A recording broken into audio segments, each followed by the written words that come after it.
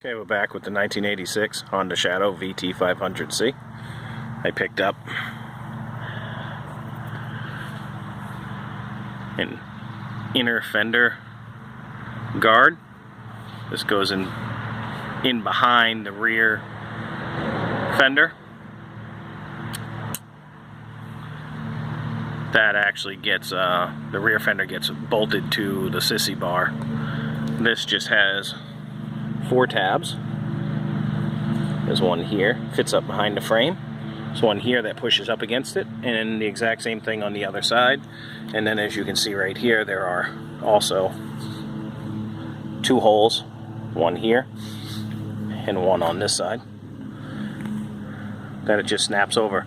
Now I did have to take the shock off to get that in. I couldn't see any way, even with the frame being cut, I couldn't see any way to get it in between both shocks, so I just took one side off. It's going to be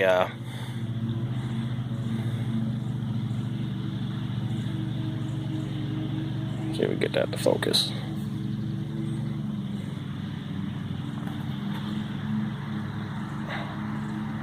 Number 6 Allen.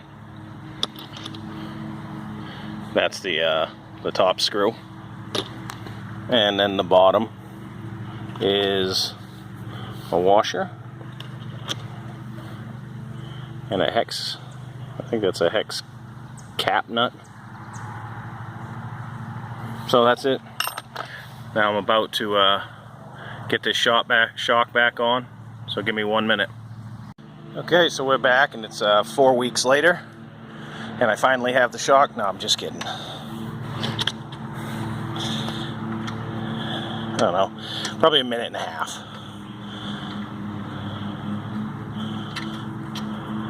Oh, that's dusty. So what I did, stood up. This is where the sissy bar bolts on. Got a crowbar underneath it and pushed against the tire. Then I straddled the rear tire, got it from the other side. The first time, I just landed the shaft right here on top of the shock, right where the grass is. You can actually probably see a few dings in there. And then I switched my hold so I could use my right hand with the crowbar and align the top of the shock with the stud from the other side. Slid it on. Not terribly difficult. Gotta have a crowbar and a piece of pipe. Definitely not something to get overwhelmed by. Alright, so I'm going to get this bolted back up, put the sissy bar back on, and we're one step closer.